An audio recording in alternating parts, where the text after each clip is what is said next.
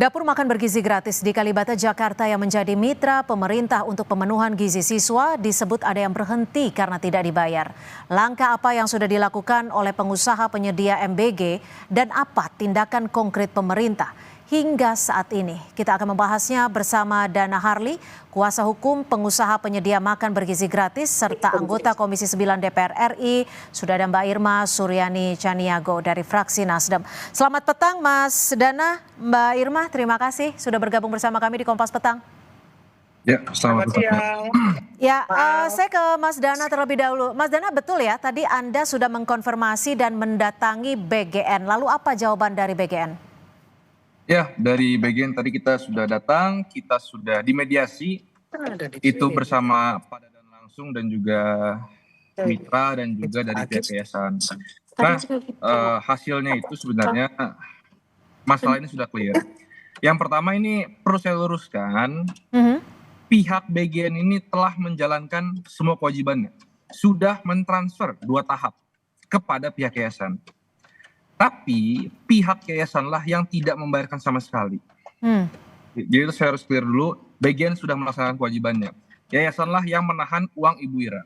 Kemudian yang kedua, besok dapur Kalibata milik Ibu Ira sudah mulai berjalan lagi. Mekanismenya ini sekarang lagi ditentukan oleh pihak BGN dan pihak Ibu Ira. Begitu kurang lebih tadi meeting saya dengan Pak Dadan. Tapi di awal perjanjian dengan Badan Gizi Nasional, apakah disebutkan bahwa tanggung jawab pembayaran ada di yayasan yang ditunjuk? Ini dipenunjukkan atau bagaimana yayasan ini? Ya, jadi seperti ini Mbak. Kita ini, Ibu Ira ini hanya kontrak dengan yayasan. Kita kontrak 2 arah. Saya, Ibu Ira dengan yayasan. Dalam kontrak tersebut dibayarkannya itu per porsi 15.000. Nah, dan pembayaran seperti apa dari BGN ke yayasan terlebih dahulu, barulah dibayarkan ke kita. Namun di lapangan, dari BGN sudah transfer 2 tahap sesuai, tapi ditahan sama pihak yayasan.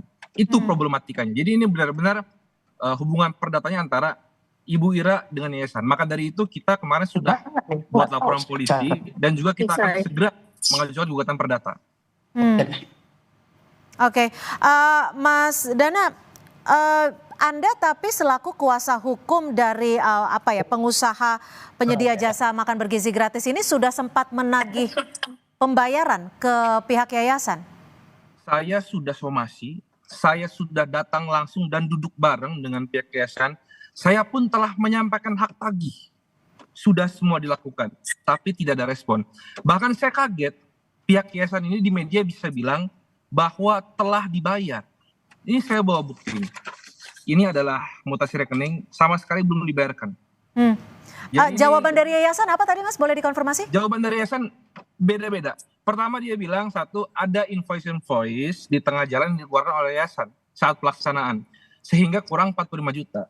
Saya bilang nggak make sense, invoice apa sampai 40 juta? Karena semua itu dibiayai oleh Ibu Ira, itu yang pertama. Kemudian sekarang berganti lagi, karena Ibu Ira beli rantang, baru dibayar 200 juta. Sehingga ada uang dari BGN masuk, langsung dipotong, tanpa persetujuan tertulis. Nah, jadi ini memang sekarang problematikanya benar-benar antara Ibu Ira dengan yayasan. BGN sudah pure, sudah beres itu, dia sudah mentransfer. Jadi perjanjiannya memang betul dengan yayasan dan hingga saat ini yayasan yang belum membayarkan. Saya ke Mbak Irma. Mbak Irma, pengawasan dari Komisi 9 DPR RI seperti apa hingga terjadi seperti ini? Karena kurang lebih dana yang sudah dikeluarkan oleh pengusaha adalah hampir 1 miliar rupiah. Iya, barusan saya juga bicara dengan Pak Dadan ya terkait masalah ini. Dan beliau mengatakan kepada saya bahwa persoalannya sudah dimediasi. Sementara dana dari BGN itu sudah dibayarkan kepada yayasan. Tetapi memang yayasan membutuhkan bukti-bukti otentik ya berupa bil-bil yang memang harus diverifikasi. Karena banyak sekali memang catering yang tidak memberikan bukti-bukti verifikasi terkait pembelian barang-barang untuk menu. Itu yang disampaikan oleh BGN. Sementara memang kami dengan BGN sudah menyampaikan kepada BGN dan meminta BGN agar ya semua regulasi ataupun aturan yang sudah disepakati itu dilaksanakan sebaik mungkin. Nah, BGN menyampaikan kepada kami bahwa untuk ke yayasan itu bahkan sudah dibayarkan seminggu sebelum barang dibeli gitu. Jadi ada modal 1 minggu lebih dulu ke yayasan. Kalau yayasan ini penunjukan atau seperti apa, Bu Irma? Ada informasi terkait dengan hal ini? Kalau kami bagaimana kami berkoordinasi dengan BGN, nggak ada penunjukan. Jadi semua masyarakat yang mau ikut serta itu bisa masuk dalam melalui online, kemudian akan diverifikasi oleh BGN. Oke, jadi mohon maaf, jadi kalau untuk yayasan ini sendiri, apakah dipilahnya dengan kriteria seperti apa? Yayasan itu tentunya harus yang pertama tentu mereka punya modal ya, yang juga bisa menjadi bagian dari pertanggungjawaban mereka terhadap kinerja mereka. Walaupun BGN menyediakan lebih dulu dana 2 minggu ke depan.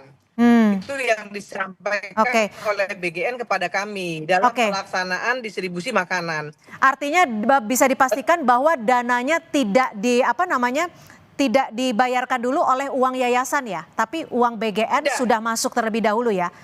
Tidak. Kalau sepengetahuan kami ya, bagaimana BGN menyampaikan roadmap-nya, kemudian tata kelolanya, BGN sudah lebih dulu memberikan modal kepada yayasan.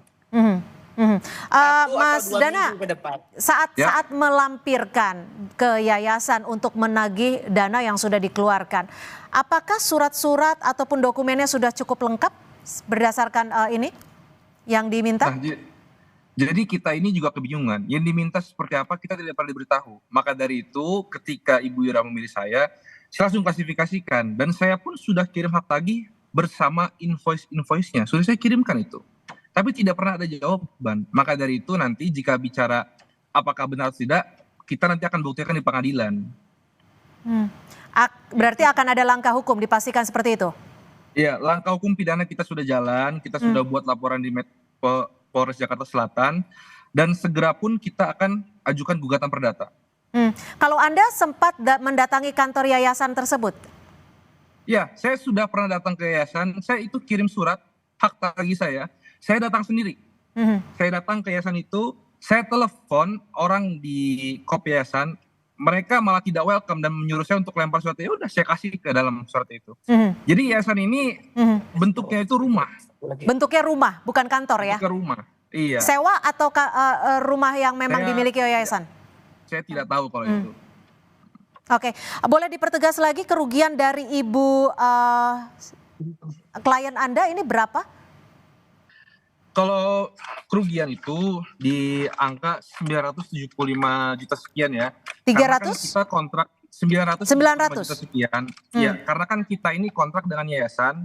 Yayasan itu sudah state per porsi 15.000. Jadi hubungan kita dengan yayasan, kita sudah keluarkan per porsi itu 15.000.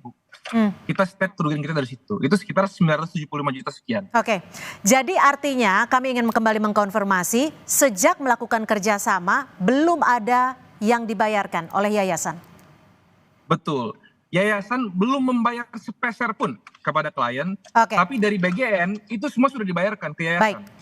Baik, Bu Irma, lalu dari data yang Anda miliki dari Komisi 9, sebenarnya ada berapa kasus ini dan pengawasannya harus seperti apa?